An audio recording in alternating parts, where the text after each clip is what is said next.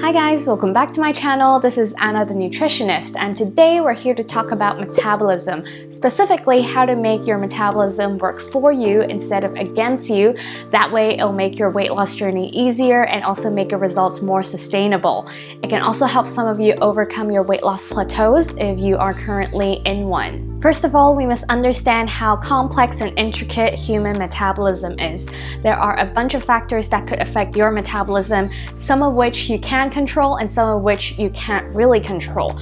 For example, your genes actually play a huge role in your metabolism. If you've ever gotten jealous of certain people that just seems to be able to eat everything they want and not put on any weight, maybe because genetically they just have a higher metabolism. And also things like your age. As you grow older, your metabolism does slow down due to the loss of muscle mass. If you don't do anything about it, then your metabolism will decrease as you age. And another factor is gender. Unfortunately, if you are a girl like myself, then we burn a little less calories than men. So these are some of the factors that we can't control. But what we can control are things like our body weight, our body composition, our diet, fitness routine, and also our stress and sleep. So today I want to dive into each of these and also offer you some advice of what you can do to boost your metabolism. So first, let's talk about body size. So that is a combination of your height and also your weight.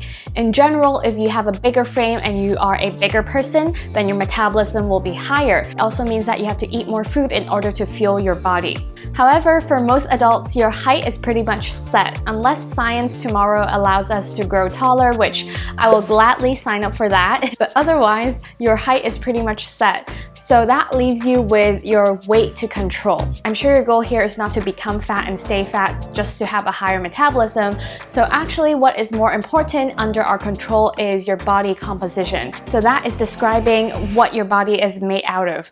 And we can roughly look at it as lean body mass and also fat mass. Some numbers here for you to gauge the implication of your body composition.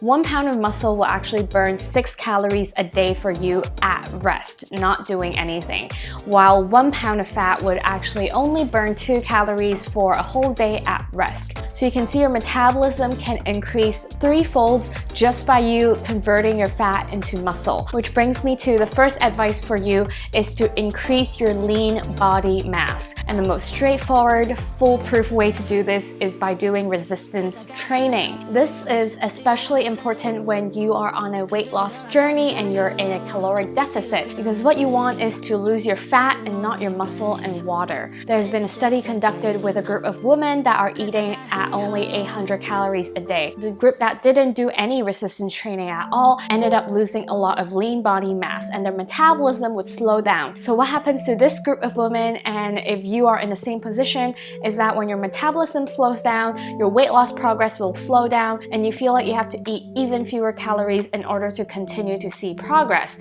or also what some of you might call a weight loss plateau. And when we look at the group of women that actually did resistance training, we find that it better conserves their lean body mass, and what they lose in the calorie deficit phase is mostly their fat mass. They're also able to maintain their metabolism, which means they're likely going to see continual success in their weight loss journey and also make that result more sustainable. Here's also another study that showed that resistance training was effective in increasing lean weight, increasing resting metabolic rate, and also reducing fat.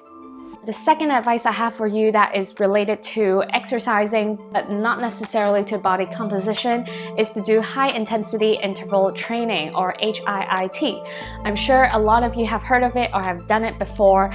This type of training will leave you out of breath for a short burst of period where you exert all of your energy, and you will then have a rest period to recover, and you repeat that cycle for the entire workout session. Now, the reason why HIIT training got so popular in the first place is because there have been science that proves that it will raise your metabolic rate even after the training session ended for up to 48 hours. And during that period of time, your body will continue to burn a lot of energy even though you're doing nothing and just lounging at home, sitting on your couch. And that is why a lot of people have gotten into HIIT training and have enjoyed it, because the afterburn effect can really help you ramp up that calorie expenditure. So my recommendation here is to substitute some of your cardio training with HIIT training instead. That way you will really optimize the time spent exercising and also the overall amount of calories burned. The next factor affecting your metabolism is clearly your diet. So what you eat and also how much you eat is going to affect your metabolism. Here, let me discuss one of the components in your daily calorie expenditure, which is called thermic effect of food. Basically, TEF is the amount of energy that it takes to digest your food. And the TEF value is actually different for different food groups. So out of the macronutrients, when we look at carbohydrate, fat, and protein, we know that protein has the highest thermic effect of food. It's been shown that your metabolic rate will increase 15 to 30% for protein consumption versus 10 to 15% for carbs and 0 to 3% for fat. So my third advice here is to have a high protein diet. I know there are a lot of different weight loss diets out there that claim to work best for weight loss. I'm not here to critique any of them, but I want to point out that one common element for most of these successful weight loss diet is actually high protein consumption. Scientific research has shown that a high protein consumption will not only increase your thermic effect of food, but also help you retain your lean body mass while you're at a caloric deficit, and also help you feel more satiated, and that way you're less likely to overeat. Next up, I want to talk about how stress could also affect your metabolism. Stress can come from all kinds of sources and in very different forms for different people. And even if you and I are experiencing the same stress, our bodies could react to it very differently. For the topic of metabolism, we can look at stress in two different ways. One is acute stress and one is chronic stress. So acute stress is these immediate short-term bursts of stress that you feel because you're being put in situations like you have a deadline coming, you are on stage giving a presentation to a big audience, or even being caught in a lie.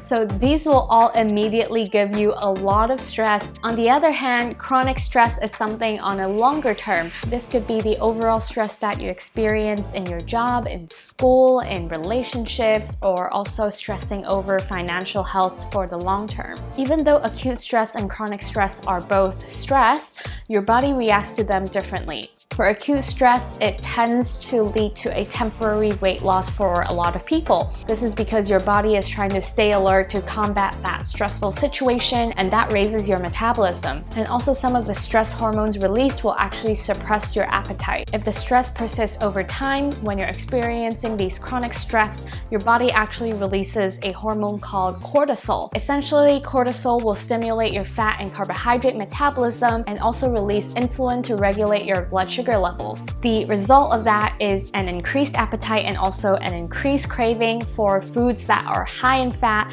high in carbohydrate, sugar, and also high in salt. This explains why we have stress eating and why we have stress-induced obesity. So my recommendation in terms of stress is that you should actively manage it and release it regardless of what your body responses might be. Whether you lose weight or gain weight to acute or chronic stress, you should still try to actively manage that stress and be able to have channels to de-stress yourself properly. Lastly, I want to talk about the sleep factor. Sleep is so important for a lot of your body systems, including your metabolic system and also your hormonal system. When you're not getting enough sleep and you're sleep deprived, your metabolism cannot be regulated properly and it will go out of balance. There are a lot of negative metabolic implications that are associated with sleep deprivation or sleeping disorders. So you want to be making sure that you're consistently getting enough sleep. Sleep is also super important in regulating your hormones, especially the hunger hormones. A lack of sleep is going to boost your ghrelin level and suppress your leptin levels. Ghrelin is the hunger hormone that would boost your appetite and make you feel hungry, whereas leptin is the fullness hormones that will stop you from overeating. So when your hormones are imbalanced, you're likely going to overeat, and that is what sleep deprivation will do to you. So that concludes everything I want to share with you today around metabolism.